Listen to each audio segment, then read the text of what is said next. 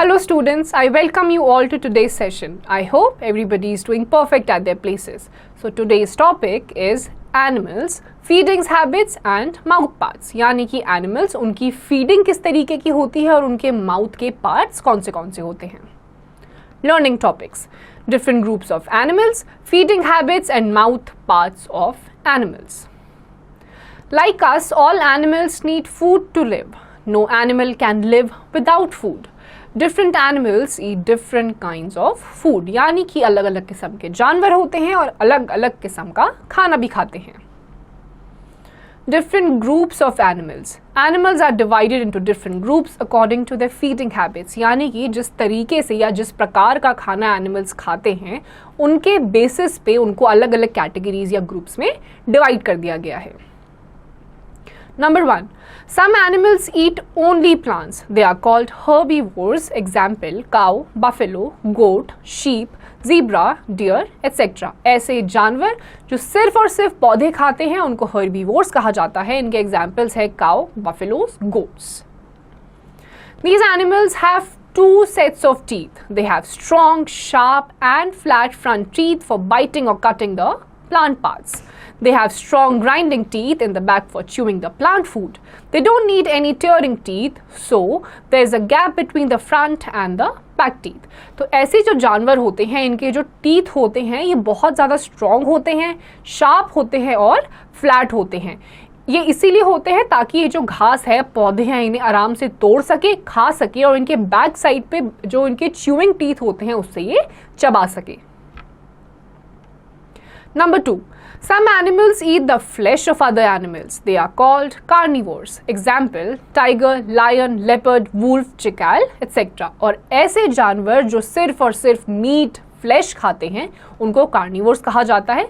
और इनके एग्जाम्पल्स है लायन, टाइगर, चीता, जैकल या फिर ऐसे अलग अलग wild animals.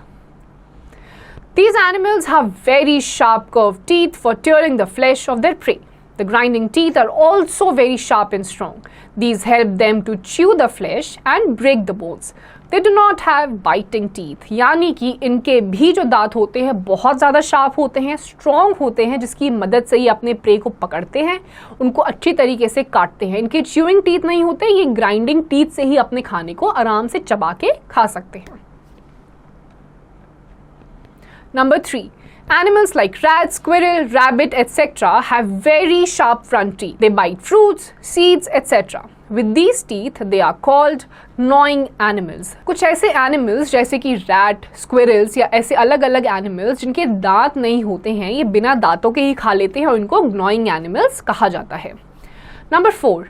A crocodile has peg-shaped teeth that do not help in chewing. It swallows its food in chunks. जो क्रोकोडाइल्स होते हैं इनके पेग शेप टीथ होते हैं, ये चबाने में हेल्प नहीं करते हैं, सीधे ही अपना खाना स्वॉलो कर लेते हैं, निगल लेते हैं. Key fact: The sharp incisors of rodents keep growing and are harder than iron. जो rodents के incisors होते हैं वो बढ़ते रहते हैं और iron से भी ज़्यादा मजबूत होते हैं. Number 5. A shark has saw-like teeth. These help the shark to tear its food. जो शार्क होते हैं उसकी जो दांत होते हैं वो सॉ की तरह होते हैं और बहुत ज़्यादा तेज होते हैं जिनकी मदद से ये अपने खाने को आराम से फाड़ सकते हैं. Feeding habits and mouth parts of animals. Some animals do not have teeth. Their mouth parts are modified for eating. काफ़ी सारे ऐसे जानवर होते हैं जिनके पास टीथ नहीं होते, उनके मुंह ऐसे मॉडिफाइड रहते हैं जिससे वो आसानी से खाना खा सकते हैं. Number 1. Mosquitoes suck blood by piercing their sharp pointed mouth parts through the skin of individuals or animals. जैसे कि आपके मस्कीटोज, इनके दांत नहीं होते लेकिन इनके जो बॉडी पे एक शार्प एज होता है जिसकी मदद से ये जिस भी बींग पर बैठते हैं आराम से ब्लड को सक कर सकते हैं. Number 2. Birds have beaks that help them to feed. Grain-eating birds have short, hard and stony beaks, while flesh-eating birds have sharp, strong and curved beaks. जो plants खाते हैं उनकी जो beak होती है वो sharp होती है और strong होती है. On the other hand, जो birds flesh खाती हैं उनकी जो beaks होती हैं वो भी बहुत ही strong होती है लेकिन curved होती हैं. Number 3. Butterflies and honeybees suck nectar from flowers. They have a long tube-like tongue for sucking the nectar from flowers. This is called proboscis. It is stretched out only when the animal wants to suck nectar. जैसे कि butterflies और हनी बीज होती हैं, ये flower पे बैठ के नेक्टर निकालती हैं। इनकी जो टंग होती है वो लंबी होती है, स्टिकी होती है, उसकी मदद से ये नेक्टर निकाल सकती हैं। लेकिन ये नेक्टर तभी निकाल सकती हैं जब ये निकालना चाहती हैं। Number 4. Some animals like lizard, frog, chameleon, snake, etc. do not chew their foods as they do not have biting or chewing teeth. They swallow their prey as a whole.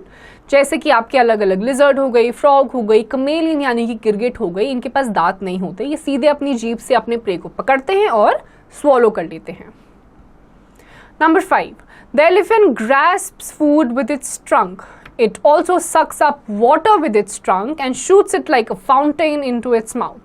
The trunk acts as a hand for an elephant. जो एक हाथी होता है वो सीधे अपनी trunk यानी कि उसकी जो सूंड होती है उसके थ्रू खाना लेता है, पानी भी उसी से लेता है, सारा फिल करता है और एक फाउंटेन की तरह उसे अपने मुंह में फेंक देता है। तो उसका जो ट्रंक होता है एलिफेंट का वो हाथ की तरह काम करता है। Number 6. Animals like cat and dog lap up milk and water with their tongue.